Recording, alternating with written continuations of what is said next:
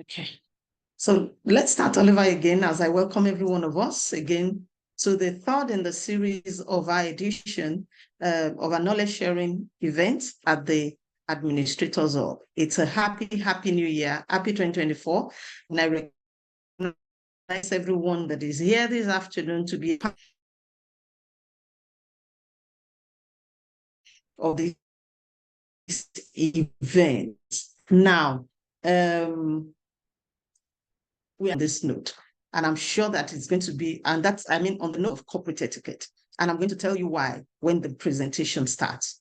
And I'm sure that it's going to lay a very good foundation for every one of us in our different places and help us with our relationship with the people that we'll be coming in contact with all through the year 2024. Again, I want to welcome every one of us to this third in a series of knowledge sharing events at the Administrators Hall, and the very first in the year 2024. I say a happy new year to every one of us. Now, before we start, may I crave the indulgence of Mrs. Shitu Esther. So please give us a short opening prayer. Mrs. Shitu Esther, a short opening prayer, please.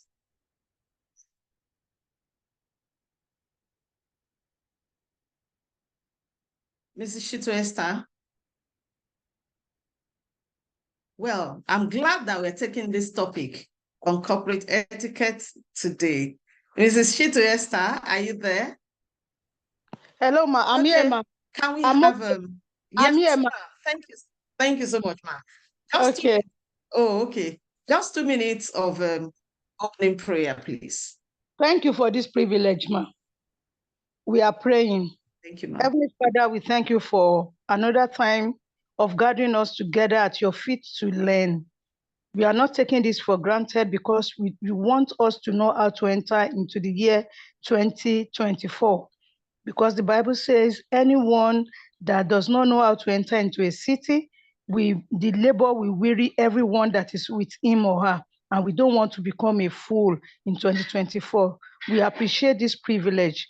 Father, take all the glory in Jesus' name. We also want to thank you for our mommy that is the convener of this program.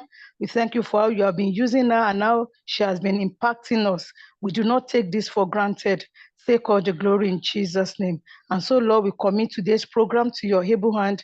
We pray, Daddy, that you take absolute control in Jesus' name. Have your way, and none of us will return the same way we have come. In Jesus' mighty name, we pray with thanksgiving. Amen. Thank you, ma'am. Thank you so much, ma. Yes, Thank you so much, ma, for the very short prayer. I want to welcome again every one of us to this event. And as we know, this is the Administrators Hall. And what we do here is to share knowledge one with another on issues pertaining to the administration of our organizations, the day-to-day running of our organization. And today we will have the convener, the host, the person that's speaking to you, talk to us on the topic that we have chosen today. And the topic is no other than corporate etiquette, embracing the culture of mutual respect and healthy interpersonal relationships in the workplace. That is what we'll be looking at today. And I believe so strongly that at the end of this session, every one of us, we have something to take home, something that we know before, that we did not take cognizance of, something that we have practiced in the past, that we stop practicing at some point, something that will help us to perform our jobs better as the year goes on and the years unwind. Now, let me start by saying that if you were here during the last presentation, you would have heard that we said that we're going to have that we'll be talking on communication, workplace communication. But somehow, at the end, as the year was winding down, the year 2023 was winding down, it occurred to us that why not talk on something that will set the pace for healthy relationship in the workplace. If you talk about so many other things and you do not talk about setting the right pace for healthy collaboration in the workplace, then we might have a situation whereby we know every other thing, but we do not know how to relate with one another. We do not know how to coexist together in the workplace. And that was what led to us choosing eventually this topic. And like I said, I want to strongly believe that at the end of the day, we'll have something to take home. I'm not going to talk, I'm sure I won't be talking about anything that you have not heard before, but it's going to be like a brushing of our memory and an understanding that this topic is very important and it's something that we need to run with if we want to coexist harmoniously with people, with our colleagues, subordinates and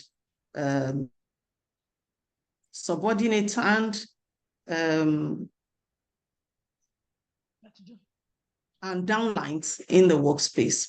It is on this note that I want to welcome every one of us again to this edition. I want to welcome every one of us again to this edition of the Administrators of Knowledge Sharing event. I am sharing my screen already, and what we have there is the topic for today. And I'm going to start by saying that I'm sure that we're familiar with certain things. You're working in an organization. I'm sure that you have had people with differences say amongst themselves, I do not like the way this person spoke to me. I do not like the way this person, the tone of the message that this person sent to me. I do not like the way this person spoke about my culture, about my tribe. There are things that do not really have anything to do with the work that we do, but there are things that affect us as human beings. And those little things, if we do not know how to relate with other people, how to coexist with other people in the workplace, they spark off bad blood, they spark off differences in such a way that we are not able to now come together harmoniously to work together and also to achieve our organizational goal. And you will also know that when we achieve our organizational goal, we also achieve in our own personal goals, because in most cases, our goals also find expression in the organizational goals. And that is why we're looking at this topic today. And I'm inviting every one of you to come with me as we look through, explore this topic that we have chosen for today. Now, why are we looking at this topic? We have said it again, over and again, in so many ways. We're looking at this topic to help every one of us that is here today to understand the need for and to improve in mutual respect, decorum, and professionalism. As we learn to be more mindful, more empathetic, and also more respectful of those in our corporate network, we're going to help ourselves to understand the need to improve in mutual respect. As we go on, you'll find out that mutual respect is actually embedded in the topic of corporate etiquette. Same with decorum and professionalism. As we learn to be more mindful, more empathetic, and respectful of those in our corporate network or corporate space. And what are the things we expect to see at the end of this presentation? We expect that we will understand the concept of corporate etiquette, mutual respect, and healthy interpersonal relationships. We also expect that participants will learn to assimilate how to express and enjoy mutual respect in the workplace. How will you express mutual respect to another person, and then how will you enjoy it? And this we will do by when we embrace and when we practice corporate etiquette. Participants will also come to an understanding of how observing corporate etiquette and mutual respect will help to foster harmonious relationships and healthy coexistence in the workplace. Are you seeing my screen, please? Yes. Okay, I just needed to confirm that you're seeing my screen. Thank you so much. Okay. So what are we looking at? We're looking at an introduction, and after that, we define the keywords in the topic, the catchphrases in the topic, after which we consider some general corporate etiquette practices and the benefits of engaging corporate etiquette before we go to the curtain drawer, which is the end of the conclusion of the meeting today. Now, by way of introduction, I'd like to state that the corporate space is a formal space where we perform our businesses, that place where we go to on a daily basis, that office where we go to on a daily basis, that corporation, that bank, that school where we work, that factory, that conglomerate, that is our corporate space. It is also referred to as our workspace.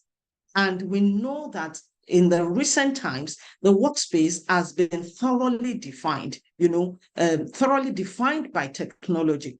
And so the workspace can be the traditional workplace space that you and I were very familiar with, which is the brick and mortar workspace, the physical workspace that we go to. I'm going to my office. We know that we're going to a physical space, where we perform or carry out our business interactions, our formal duties, where we perform our job.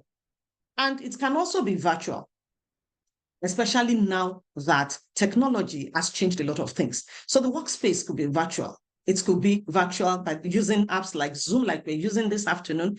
It could be the Google Meet. It could be the free conference call, and so on and so forth. And it could be blended. Some persons are in the physical office and some persons are in the virtual office. Everybody, everybody working together. But there's something that is common, whether it is physical or virtual or blended. We meet in our workspace, human beings. We meet in our workspaces on a daily basis, human beings. We relate with them. And because of the peculiarity of human beings, we need to understand how to relate with ourselves. If we are going to dwell together harmoniously, if we are going to be productive, we spend 8 hours of our time on it, 8 hours of our daily time. That's talking about 1/3 of our time on a daily basis in the office. And so it becomes essential that we have productive times in the office. It becomes essential that we have value-adding times in the office.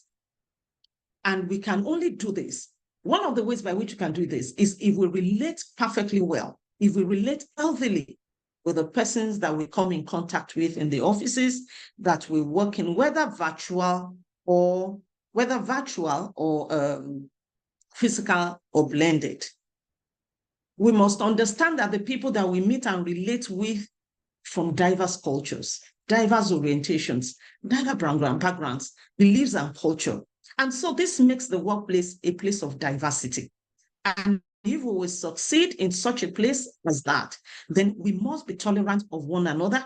We must be respectful towards one another. And we must be all inclusive in our actions and speeches. We must never be seen to be denigrating or to be talking down or to be demeaning anyone that we're working with. There is no one that is demeaned that will be happy with us, irrespective of the person's status, irrespective of the person's age, irrespective of the person's gender or race, irrespective of who we are.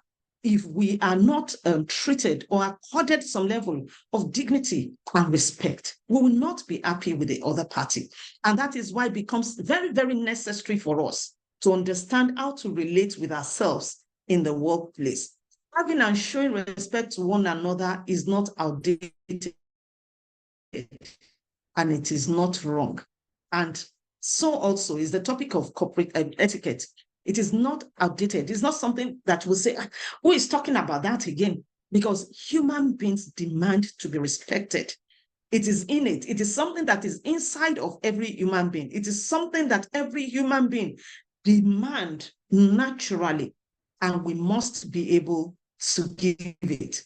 While I was trying to put this paper together, I ran into this, a report from the American Psychological Association, APA, and it says that workers are ready to negotiate every other thing, but they are not ready to negotiate the feeling of being respected. They can negotiate, you're going to the work hours. They can negotiate the pay that you give to them.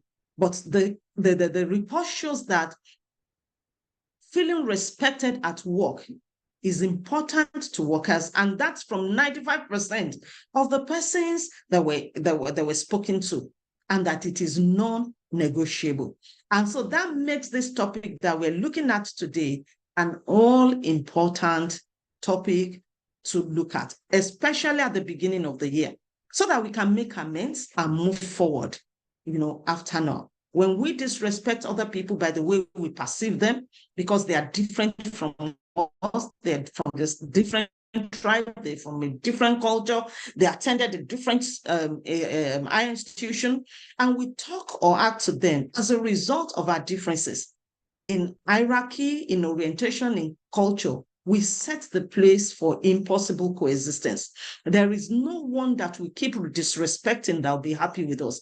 And if we cannot coexist together, it means that we cannot collaborate in the workspace to achieve our purposes. And that is again why I strongly believe that the topic on corporate etiquette is very, very all important. Now in the workspace, there are persons that we relate with. We have said over and again that we need to respect the people that we work with. But who are the persons that we come in contact with on a daily basis at the workplace? Who are the key players in the corporate entity? And we have both the internal and the external. And the internal could be, your upline, who could be your employer, members of your management team, your colleagues, then your downlines. Your upline, your colleagues, your downline. And then we have members of the external public, persons that you still relate with regularly. And we have, for instance, the governing board or the council of your organization, the clients and the customers, the persons that you offer services to. How do you offer services to them in such a way that they find acceptable, that they find respectful and honorable? The professional associates from other organizations, persons that you do the same things together, however, at a different, from different organizations. These are the key players in the corporate entity. And there is something that you owe all of these people, which we have reiterated over and again. And what you owe all of these groups, all of this set of people that we have mentioned today, what we owe all of them is respect. And respect, what does it connote? It connotes that we treat them with regard and dignity, irrespective of their rank, cadre, and hierarchy in the workplace. We treat them with dignity. We treat them with regard. We treat others as human beings and not as employees. And that is for us who are on maybe the senior management, the middle management, those of us who have persons as downlines. We treat them as human beings and not as subordinates or employees, as the case may be, or differently, because we are different in culture, we're different in religion, or we're different in orientation. You can imagine you get into an organization, you get into your workspace, and then someone says, okay, you get into an organization, or a new person comes into your organization. Let's use that example. A new person comes into your organization, and the first thing you say is, oh, okay, what's your name? And the person mentions the name. And then you say, oh, you must be from this so and so part of the world. And the person says, yes. And then you make a denigrating comment because of a stereotype that is attached to that particular tribe or that particular nation or that particular religion. You now make a denigrating, demeaning comment, towards that person. You can imagine how that person will feel. You can imagine if it were to be you, how would you feel? And so treating other people with respect connotes empathy. That is putting yourself in the shoes of other people and treating them as you would want to be treated. It is not also denigrating. When we treat people with respect, we do not denigrate the intelligence of others by lying to them. Some people, and I think I fall in that category. If you fall in that category, would you also just put it in the chat box that I do? Each time someone lies to me, I feel it's a denigration of my intelligence. I feel you're saying, oh, she's not intelligent enough to know that I'm lying to her. And I get upset each time that happens. I don't know if I have persons in my tribe. If I have persons in my tribe, can you please indicate in the chat box persons who feel denigrated, who feel that their intelligence is being played upon when people lie to them? Do we have them here? Am I the only one on this call? I can see 20 participants. Okay. No, ma, we are here, ma. Okay, thank you so much. So, we should respect connote not denigrating the intelligence of other people by lying to them. And these are some of the things that we will be looking at. Now, what is etiquette? Etiquette is the appropriate and acceptable behavior or comportment that we're expected to put up wherever we find ourselves. The way you will act in the office is not the way you will act in the house. For instance, I'm a third child in my family. I have 2 elder brothers. And the way I will relate informally with my 2 elder brothers is not the way I will relate with my boss in the workspace. And so what is acceptable in your family setting is not what is acceptable in your workspace. Is not what is acceptable also in your religious setting. For the different settings that we find ourselves, we have established appropriate and acceptable comportment and behavior. And that is what etiquette is. It refers to the guiding principles that inform how we relate honorably and respectfully with other human beings at different platforms of coexistence. It is practicing etiquette engenders behavior that help us to feel comfortable. When people practice etiquette amongst us, and you can imagine, if I practice etiquette and the next person does it, and the third person does it, and the fourth person does it, every one of us in our workspace, we embrace the nudges or the teachings, the practices of etiquette. If every one of us practice etiquette, then we feel more comfortable and safe. We find out that the environment is not hostile, and we're very, very comfortable to relate in the workspace. We are free with everybody. We relate very well with everybody, and we are happy to be in that workspace. Now, I want to say that when we say practice etiquette and accept other people, we are not saying that you should accept their beliefs or change, you can't change your culture, for instance. We are not saying that. What we're just saying is that these persons have their own beliefs. They have their own orientations. They have their own religion. They have their own political inclinations. Respect them. I remember I worked with someone who will always say that everyone is right. Everyone is right. Because everyone is talking from their own perspective of understanding of the situation on ground. And so we can now bring all our points together, everybody being right. We bring up all the valuable points together and then run with whatever we're able to come up with. But when somebody says something because it's different from your own orientation and say, no, you just trash it. It's a show of disrespect to that person, and it makes it difficult for us to coexist together in the workplace. Etiquette is a required soft skill for healthy interpersonal relationship. So having said that, let us quickly define some of the keywords and catchphrases in the topic. And the first one, we have defined what etiquette is. So when we're talking about corporate etiquette, which is also known as business etiquette or professional etiquette, we're just talking about unwritten code of conduct governing professional interactions. Note that professional interactions, how we conduct ourselves in the professional space, then how we foster respect, how we collaborate in the workspace. It encompasses manners, communication styles, dress codes. Somebody will say even dress codes. Yes, dress codes, because there's a way you would dress and somebody else in your workspace will feel offended. And so that is why it is always good for us to define how we're expected to dress to the workspace and ensuring so that we can ensure a harmonious workspace. What's the meaning of culture? Culture is the way of life of a people, the ideas, the customs, the social behavior of a particular people or a society. And then when we talk about mutual respect, it means two people or more than two people giving respect one to another. It is not one-sided. It is not because of the hierarchy.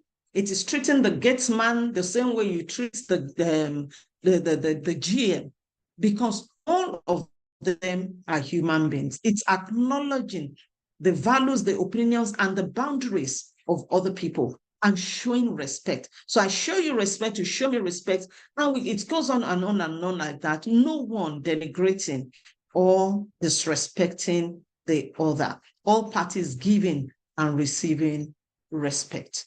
And when we talk about healthy interpersonal relationships in the workplace, it means that even though we conflict, even though we disagree, even though we may not all believe in the same things, we're able to find a place of agreement. We're able to find a place of compromise. We're able to find a place of concession and work harmoniously together so that we can achieve our goals.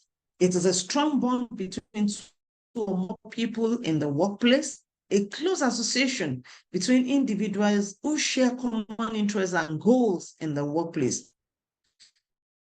They may not also be of the same organization. They may be of the same organization or different organizations with related services. However, they're able to work well together, also belong to the same team. They may also belong to the same team in an organization. That is talking about the persons who engage in healthy interpersonal relationships. We are saying that these people, they're working together and they're able to work harmoniously together. Their differences notwithstanding. We are not saying that they are not going to have differences, but we're saying that irrespective of their differences, they're able to work harmoniously together because they respect one another. And so altogether, this topic, what's the summary of this topic? We are saying that we must make an appropriate, acceptable, respect-depicting, relationship-building behavior a way of life in the workspace. We must make an appropriate, acceptable, respect-depicting, and relationship-building behavior a way of life in the workspace. It's not something we do today and we do not do again. It is something that we must always do, having respect for one another so that we can have a harmonious relationship in the workspace. Now, quickly, we're going to some of the ways by which we can express or practice corporate etiquette. And we start from meeting and greeting. And we're saying, when we're defining the workspace the other time, or talking about the workspace, we said the workspace has been so much redefined, such that it could be physical, it could be virtual, and it could be blended, which is a combination of both physical and virtual. If we're meeting somebody for the first time, I read something, before I go into that, I read something recently, a post recently, and it says, teach your children to greet one another first thing in the morning. It's so easy for us to ignore that and not teach our children to greet one another. And it says that if we do that, we are teaching them to live, respectfully with other people as they grow. So respectfully with other people as they grow. So when we meet someone for the first time, In the morning in the office, we're meeting somebody for the first time. We should, what are we expected to do? We stand straight, we look the person in the eye, and we are put on our best apparel. And a smile on the face is the best apparel that anybody can put on. Wear a friendly smile, stretch out your hands fully, not midway, and then clearly introduce yourself. And where necessary, if you're meeting the person for the first time and the person does not know your organization or the unit you are within the organization, you also introduce yourself, stating the organization and the unit that you are. But we must make it a point of duty. When we meet people, we greet them. And this is the correct way to greet them, not to just grunt a greeting and go, not to just mutter a greeting and go. We should do a proper greeting and then we move on. When we greet, it depicts that we are courteous, that we are polite, that we honor the people that we are meeting and that we respect them. And if it is a virtual or blended setup, what is expected of us to do? And I'm sure that we're all guilty. Most of us are guilty because we didn't do it when we came into this meeting this afternoon. What is expected of us to do, in such a situation is to drop a greeting and an introduction. Good afternoon. I'm happy to be here. My name is Adefunke Fola Oyinloye. And if it is necessary for you to include your organization and then your units, you can include all of that as well. I don't know if you're seeing clearly the image that I have here, but this is a Zoom meeting that is audio going on here.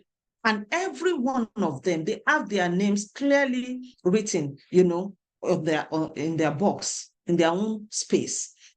Apart from the fact that you have gone to the chat box to introduce yourself, to tell us who you are and what you do and why you're here, you also, and that is, you also make sure that your name is fully written. And if there's need for it, if there's need for you to include the name of the organization and your designation, you also put it there and always clearly identified by the name by which you want to be addressed. I've been at virtual meetings and then I'll see iPhone 10, Galaxy, Samsung 42, all of those funny things. Corporate etiquette demands that we should write our actual names. And I'm sure that after today, we will not see such things again, when we will not do such things again when we attend corporate meetings or we have to deal corporately virtually. Now, when it comes to now we're going to talk about dressing. We're going to talk about dressing in the workspace. And I would like to start by saying, what is corporate dressing? What is corporate dressing? What does it connote? And this is one area where we have a lot of arguments, but I will not allow you to bring in those arguments because I'm going to talk about it. Corporate dressing for a female connotes a dress, or a skirt and a blouse, or a pair of trousers and a top, or a skirt suit, or a trouser suit, a formal gown for females. And then for males, it could be a shirt and a pair of trousers with tie, and a suit in a complete suit. However, in recent times, dressing to work has been largely redefined, and a lot of liberality has been brought into the workspace. And so some workspace allow people to go into the workspace wearing casuals, wearing traditional outfits, wearing national outfits, and there is nothing wrong with that. In fact, there are some workspaces that allow people to come to work with dreadlocks and all manners. If your organization allows it, it is okay. But I always, sound a note of caution.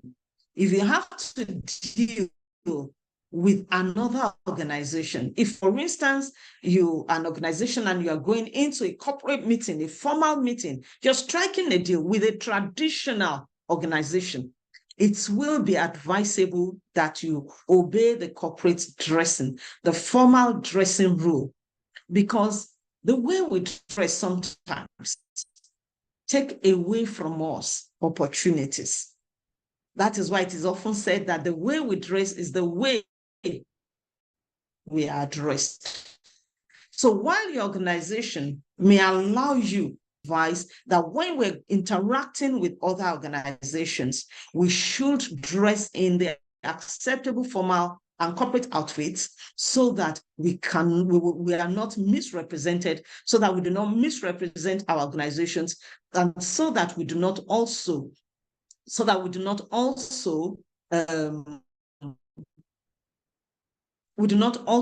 miss opportunities. I say all the time that you cannot be wrong doing it right. You cannot be wrong doing it right. So if your organization allows you to be liberally dressed, if you're having a corporate or formal meeting with another organization, whether they are traditional or not, I will advise, for the sake of what you're going to do, that you dress formally and corporately for such meetings. And even if your organization is very liberal about your dressing, it is also not advisable that we go to the workspace with revealing outfits.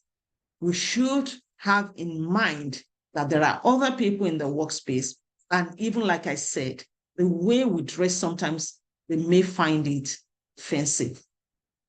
Dressing to virtual offices must also be in line with the rules guiding such in your organization.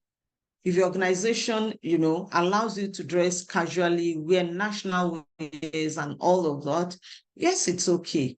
However, no matter how liberal your organization gets, please do not wear a pajamas because it is a virtual office, or a nightwear, or a slumber cap, or wear undergarments to the virtual office.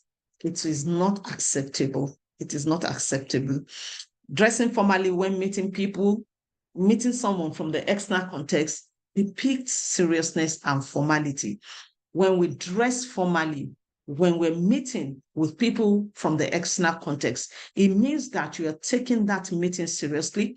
It means that you are formal, and it means that you respect the persons that you are meeting with. Quickly, we go into inclusivity.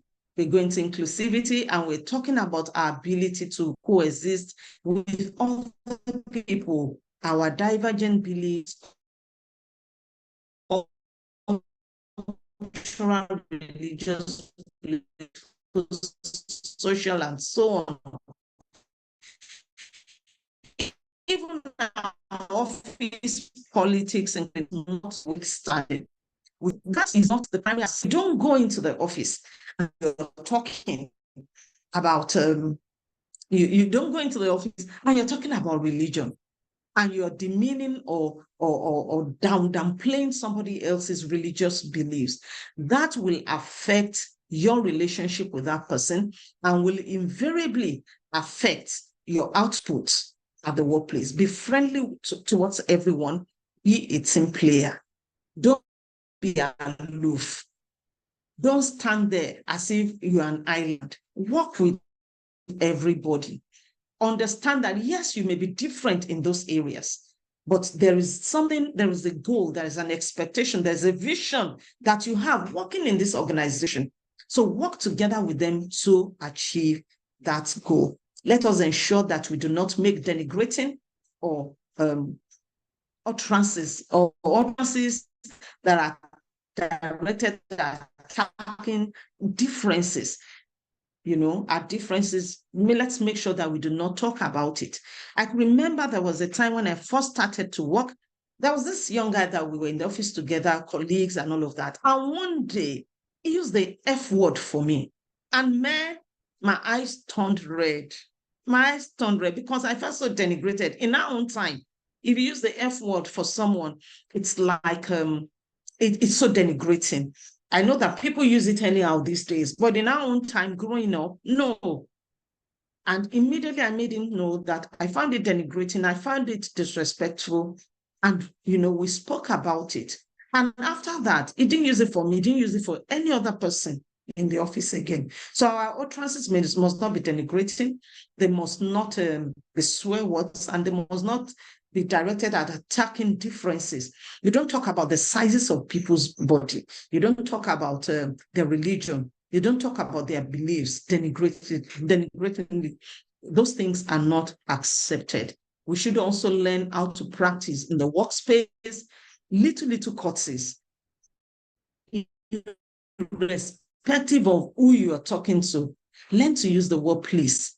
Can you please do this? Even if you're talking to your PA, you're talking to your PA, you're talking to your one that please. And then learn to say, I'm sorry when you are wrong. Some of us, we don't know how to say we're sorry. And I consider it weakness rather than strength. It is strength to be able to accept that you're wrong, and then you say that you're sorry. I had a meeting yesterday, and I found it quite exciting and impressed when someone was told you didn't do well on this side, and that person willingly said, I take responsibility and I'm sorry. And my respect for that person moved up a little bit, because you must learn to say, I am sorry. Whether you are saying it to the whole world or you're saying it to an individual, we must practice the courtesy of I'm sorry. We must know when we're wrong. Instead of arguing to cover our wrongdoing, just say you're sorry. And then when people do things that are impressive, learn to say thank you. You send people on little errands and they get it done. You must learn to say to them, thank you. Whether they are your subordinates, whether they're your colleagues, whether they're your superiors, always learn to say, thank you. No shoving at people, be able to say, excuse me. Don't shove at people, don't talk people down, use the word excuse me. All these little courtesies, we must be ready, or we must learn to practice them in the workspace. Again, we must learn to respect the privacy of other people. You must remember that the primary assignment, the reason why you're in the workspace, is to work. And so moving around other people and asking them prodding personal questions that have no direct import to the work that you are doing should not be. You put people in uncomfortable situations when we do that. Excuse me, some of us say, oh, we do it out of concern. But you must have gotten to a point of informal relationship with that person. You must have grown in your relationship together before you can start asking people prodding personal questions. It is discourteous to just infringe on other people's privacies and begin to ask them questions that have no bearing with the work that you have come to do. I don't know if you have experienced it before, people leaning across your seat. You're sitting on your seat and then somebody comes behind you and leans over you. It is so, and then peeping into your screen or, and all of that, moving around to the side of the table of your colleague in the workspace without the person saying, oh, come this way, come to this side of the table to look at this and all of that.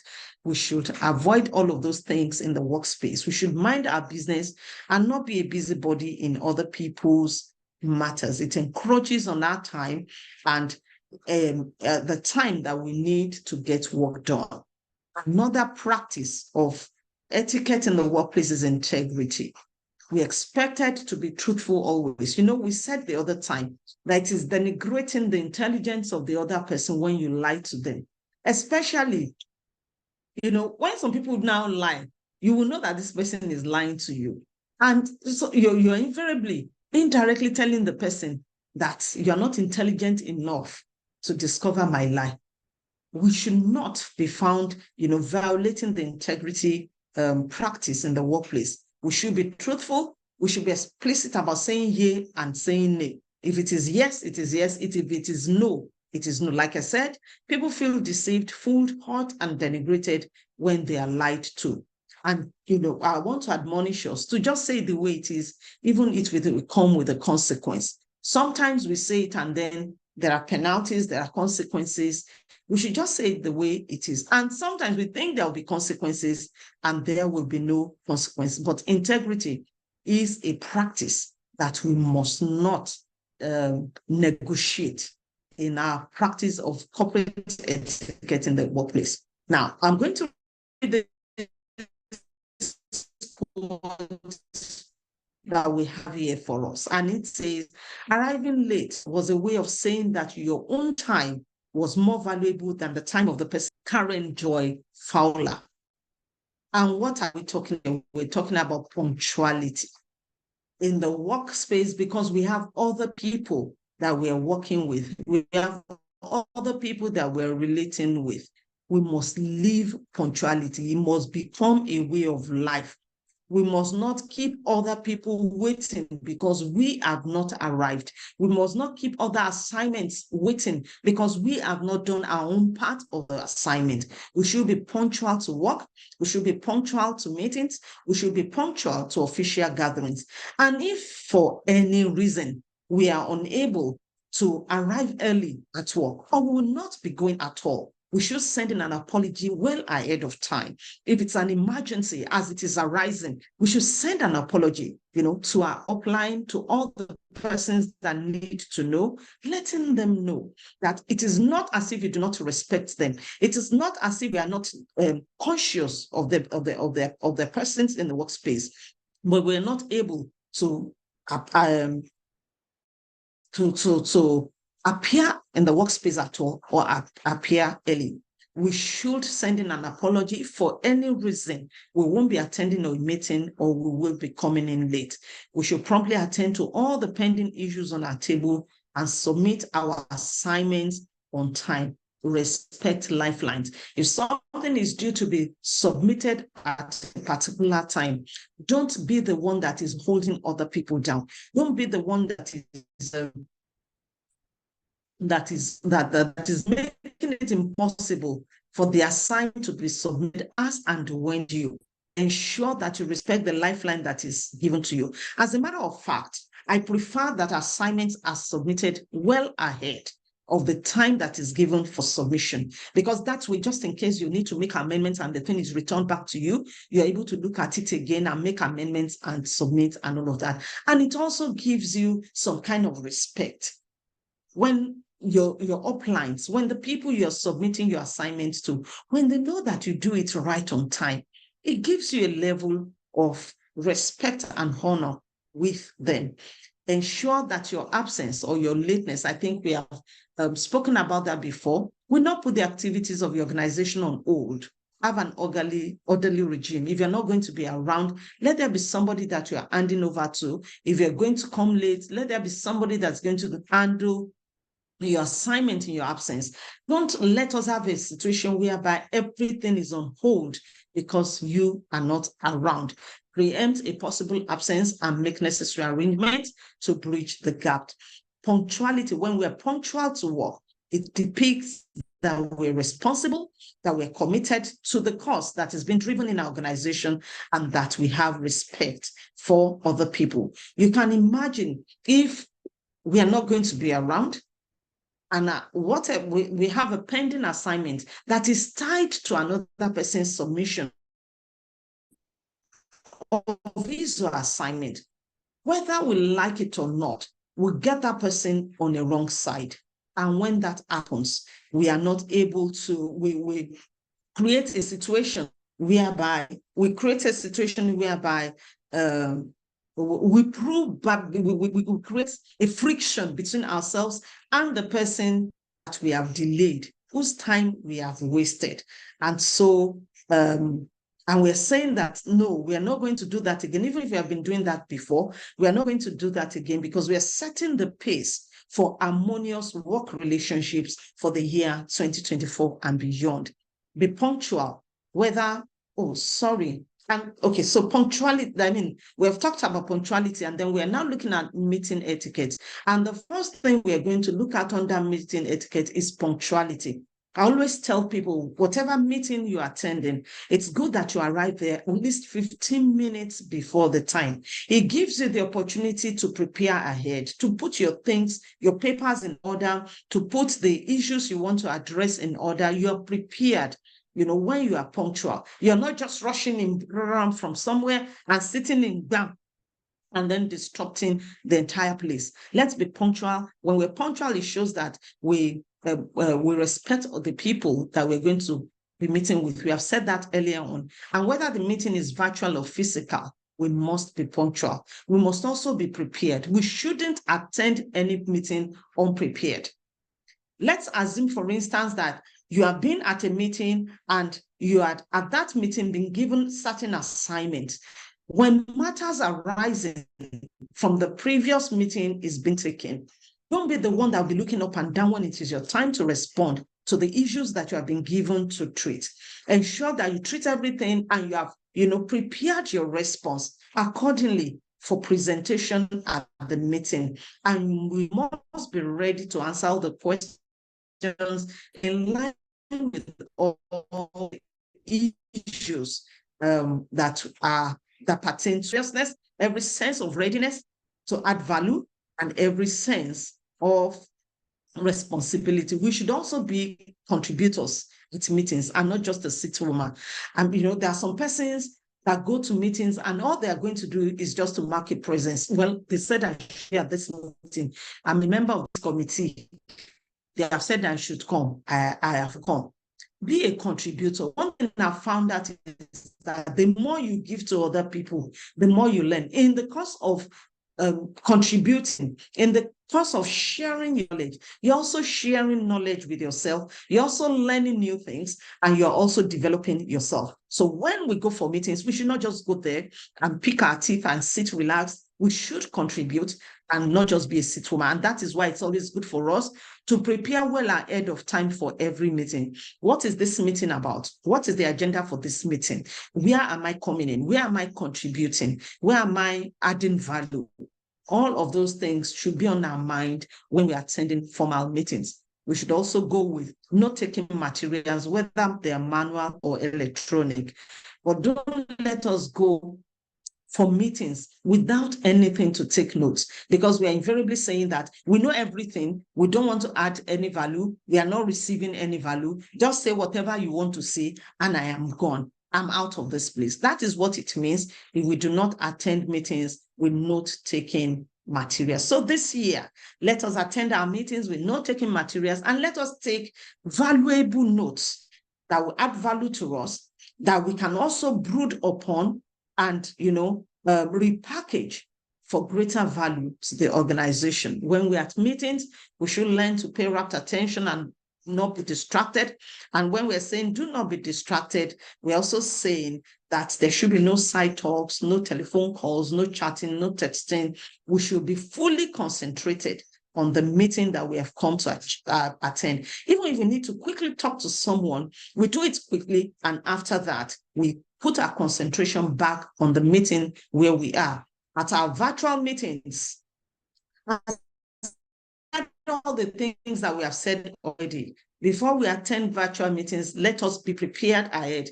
Like we said, I'll arrive on time. And so when you arrive on time, you're able to check your videos and microphones for functionality ahead of the meeting.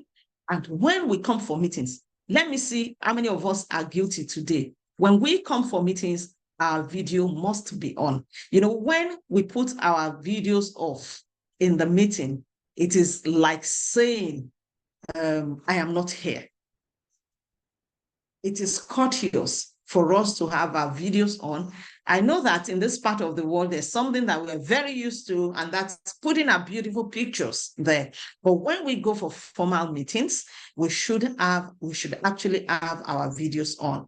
We should have our videos on.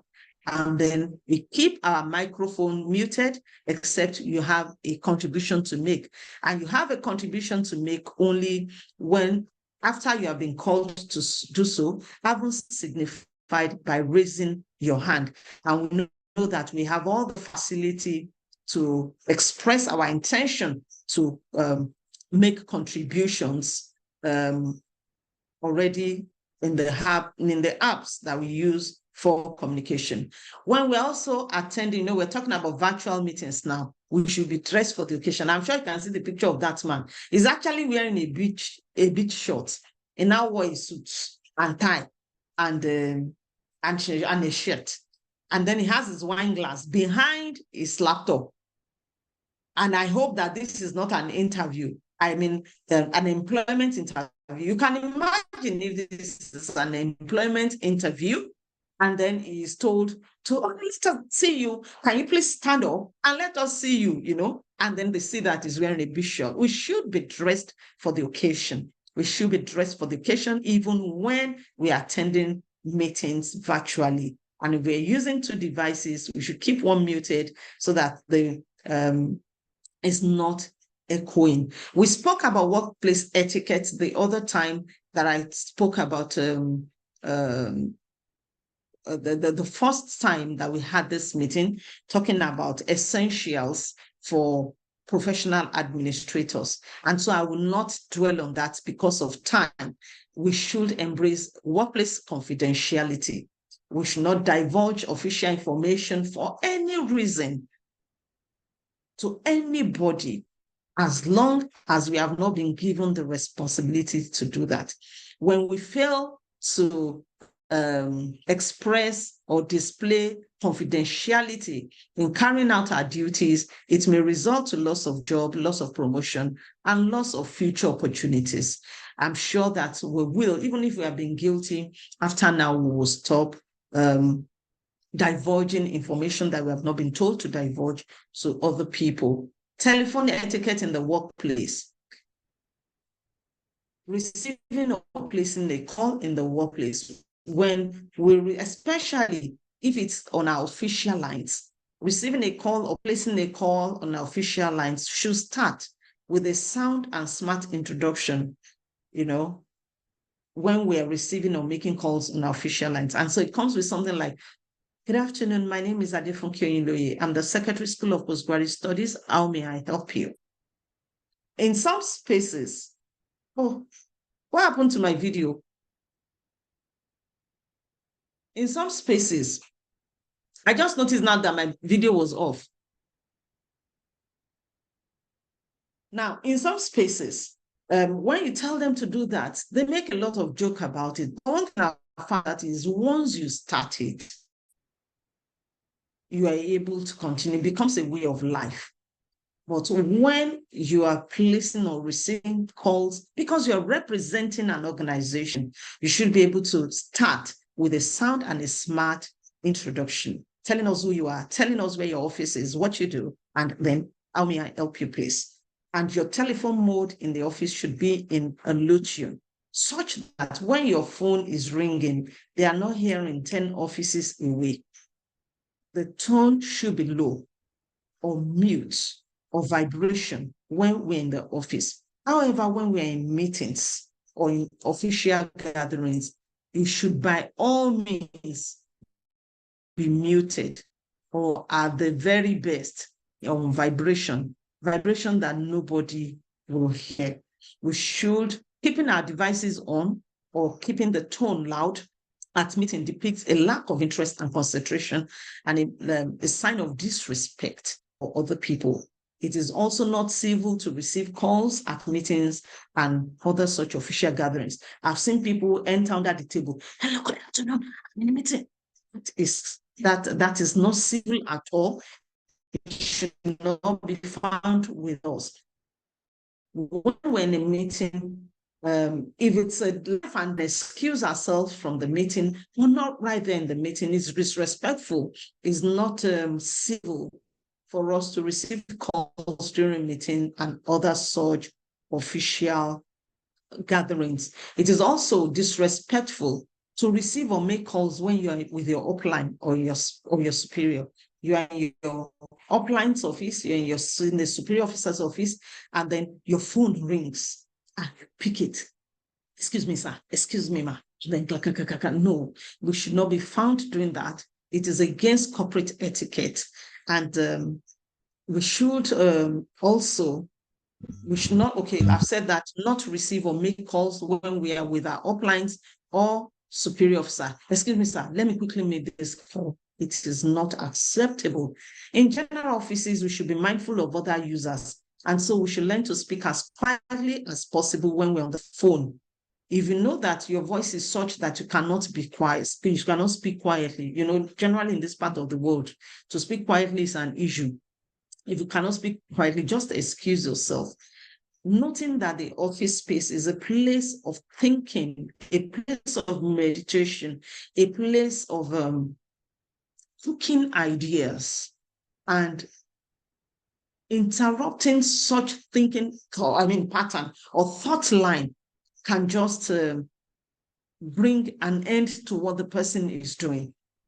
So we must be mindful of other users. We must be mindful that they're working, they are thinking. I tell people a lot, don't make noise around my office, because this is a space for me to think. This is a place for me to project. This is a place for me to concoct, to put together, to cook the next thing that I want to do. So we should be mindful of other people, especially when we use general offices. And official hours should not be spent making or receiving official or personal calls, except it is very, very necessary. For those of us who want to insist, that the person you are calling must pick your call. And so you keep calling and keep calling and keep calling and keep calling until you wear out the battery of the person that you are calling. I want us to go on with this today. Once you put a call through and you do not get a response after the first ring through, some people will say a second ring through, but a first ring through is just okay. If you do not get a response, just disengage on the call. The other person would know that you have called, and you should expect that that person will call back. But just in case the person does not call back, after a while, maybe 30 minutes, depending on the urgency of what you want to share, you can call back again. But don't keep the phone ringing and ringing and ringing and ringing and ringing. Only put a call back after waiting for a reasonable long period and you do not get a call back. An official line should not ring beyond 3 times before picking it up. I've been in offices of people and their official line, their intercom is ringing and ringing and ringing and ringing, and they are not picking it up. It is not acceptable in the workspace. And they say, oh, I'm busy. Oh, I know it's this person that is calling. Oh, I know, all of that and all of that. Please, if you have been doing that, this new year, we're not going to do that again. It looks like today we are sharing do's and don'ts. But I tell you, if we go by these do's and don'ts in the workplace, we won't step on too many toes. We won't step on too many toes. We will be able to relate with them harmoniously, and we will be able to be more productive in all that we do. Every call that you miss on the official line, please make sure that you make a return call. And when you make the return call, start by making necessary apologies. All official calls are to be picked by the occupant of the office where the line is domiciled. If, for instance, my intercom is ringing in my office, it is expected that I should pick it. You have come to visit my office, and then the intercom is ringing, and you just grab the receiver and pick it. No, it is not done there like that. If someone is calling on an official call, it is expected that the person who is domiciled in that office is the one that will pick the call. And so if somebody else is speaking, it's a kind of aberration. And so all official calls has to be picked by the occupant of the office where the line is domiciled. When you are visiting, just stay in your position as a visitor and do not pick the call, the upline. And when you are on a call with your upline, at the end of the call, the upline must be allowed to first drop the receiver or end the call. As the junior officer, you are not expected to end the call, to drop the receiver on your upline. You allow your upline to first drop the call. It shows honor, it shows respect, both for the office and the officer. Like we said, these are unwritten rules, and but they are rules that make for harmonious relationship, respectful relationship in the workspace. I'm not going to talk about communication etiquette. I think I have spoken so much about it, and then I spoke about it the last time because of our time. But we must understand that there is a way to talk to people.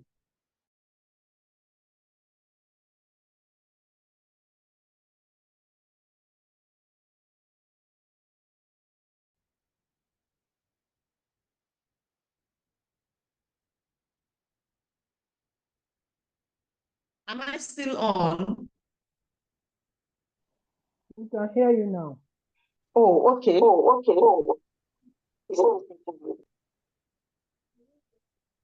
Oh, okay.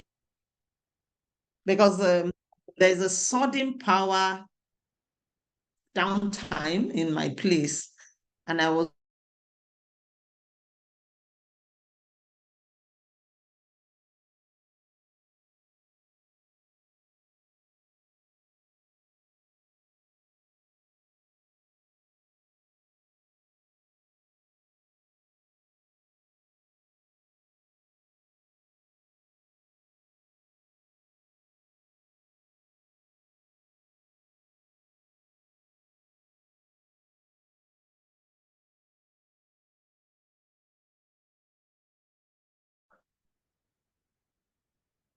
Sorry, am I the only one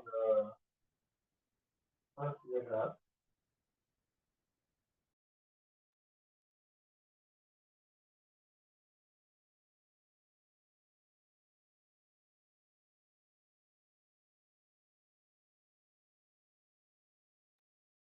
Can you hear me? Can you hear me now? Hello, can you hear me? Okay, thank you so much. There's a downtime in power where I am. It's unlike us, so we quickly just run through. Like I was saying, communication etiquette, we have spoken about this before now, and we're saying that we should respect other people in our communication. We should mind our tone.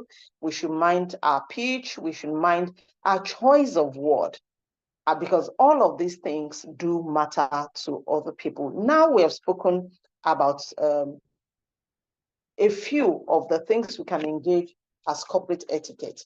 And now we're saying, what are the benefits of engaging corporate etiquette? You know, we started by saying embracing the culture of mutual respect and healthy interpersonal relationship in the workspace.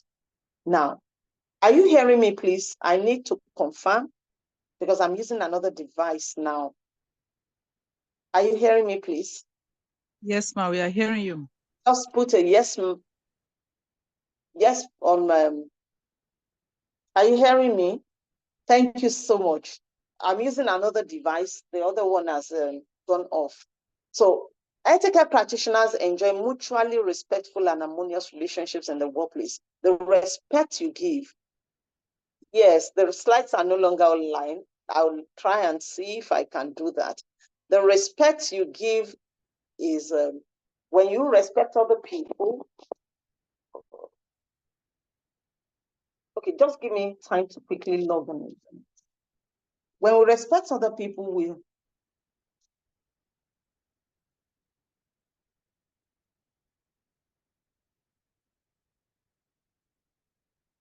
just give me 5 minutes. Sorry for the downtime. The slides will no longer be available. Okay, when we respect other people, like I've said earlier on, okay, I'm coming up with, because someone said the slides, okay.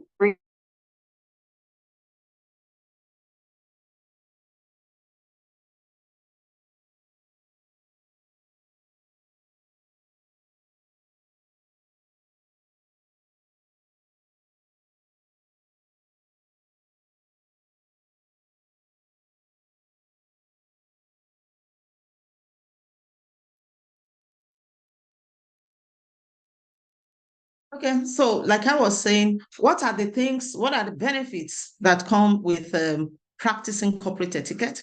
Etiquette practitioners enjoy mutually respectful and harmonious relationships in the workplace. Practicing corporate etiquette promotes order, decency, and decorum. It promotes positive energy. It dispels negative energy and toxicity in the workplace. Being respectful of one another will promote partnership, collaborations, and higher creativity. Colleagues are able to easily collaborate with one another for task accomplishments. It promotes organizational loyalty and citizenship. It positively impacts on the profile of your organization, and employee attrition is highly reduced as job satisfaction is promoted. Workers feel more valued and appreciated, thereby they're encouraged to do more. The practice of corporate etiquette promotes professionalism and so higher productivity and the attainment of overarching goals of the organization. Etiquette practitioners enjoy appreciation, recognition, referrals, reward, and promotion. It is on this note that we want to draw the curtain on our presentation of today. And I'd like to leave you with these four quotations. Politeness and consideration for others is like investing pennies and getting dollars back. That's by Thomas Sowell. Courteous treatment will make a customer a walking advertisement. You remember we said the other time that our clients, our customers are also part of the persons that we come in contact with in the workplace, and we owe respect. And this is by J.C. Penney. Your attitude, not your aptitude, will determine your altitude. Zig Ziglar. Civility costs nothing and buys everything. Mary Wortley Montagu. It is on this note that I want to say thank you to every one of us for being a part of this meeting this afternoon. We have come to this point, and I am sure that we have one or two people who have questions to ask. Do we have questions to ask before we call it a date? We have a meeting in about 40 minutes, another meeting in about 40 minutes time, and we want to find out if there are questions for us this afternoon. Any questions?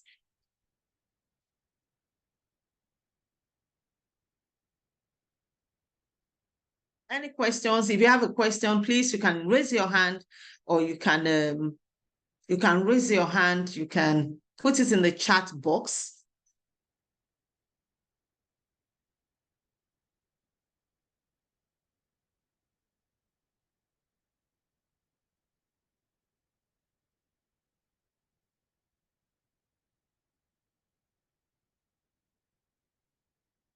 Any questions for us?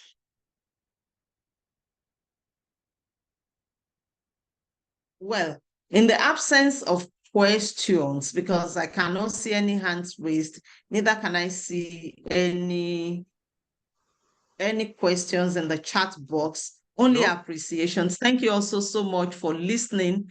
Thank you for being a part of our class today, of our knowledge sharing platform today. Yes, thank you so much, Mrs. Atolagbe Florence.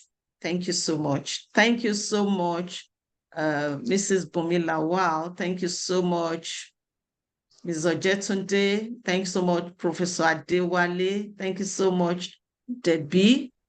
Thank you, and thank you.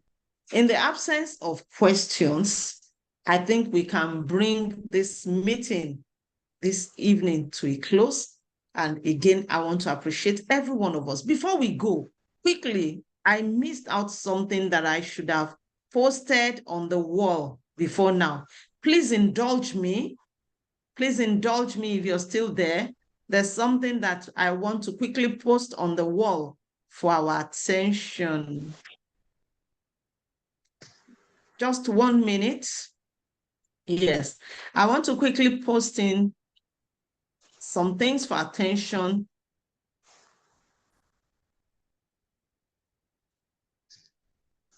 Sorry.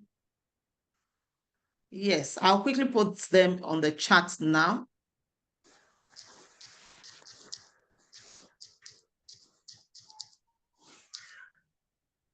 Okay, so it's an announcement. I'll put it on the chat box, and I'll quickly want to say that we crave your indulgence to click on the link below if you have to register for this event. There's a link to click on. Please, if you have not registered, please click. We want to know the persons who have attended this event today. And to register for the Administrators of membership, there's also another link to click on. And you can also click on a third link to join our WhatsApp group. If you have not done all of that, please do, and we will appreciate it. Please go to the meeting chat to pick up the links that we're asking you to click on. Again, I want to appreciate every one of us for sparing our time to be here today, because we know that time is money. Time is money. And if you're here today, it means that you have spent time, you have spent money, and time is life. You have spent a part of your life to be here with us today. We really appreciate you, and we look forward to seeing you again first Saturday. Oh, Dr. Agumadu. Dr. Agumadu just raised a hand. Yes, please. Dr. Agumadu. Dr. Agumadu, you raised your hand. Yes, I did. Good afternoon, ma'am. Okay, good afternoon. A question? No, it was just a little contribution. Okay, thank you so much. Please go Okay. ahead. All right, thank you so much, ma'am. I want to first of all appreciate you for this impactful session. I feel like I'm happy that it's being recorded. I feel like more people should hear about this at this time. I will also kind of like to add, especially when you were speaking about the dress code, you know, I just occurred that I should mention that when you're going to meet people, especially outside of your environment or your workspace, you need to find out their culture so that you can dress according to their own culture, and because they may feel that helps to make them feel comfortable around you. If you're traveling maybe to other countries, you want to understand their culture, you want to understand their dress code, that can also help in fostering relationship and conversation in business meeting. Thank you very much. I don't know if I was heard. Thank you so much. Thank you so much for that.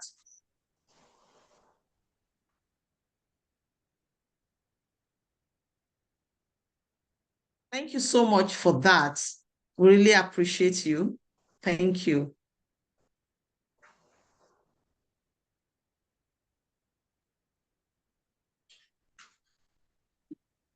Can you hear me? Oh, okay, okay.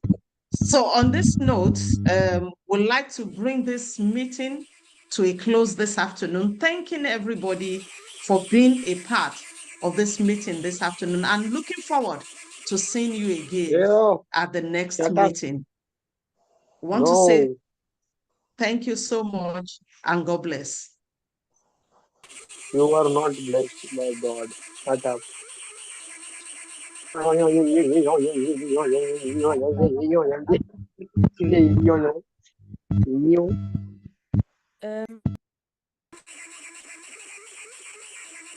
you, man. God bless you.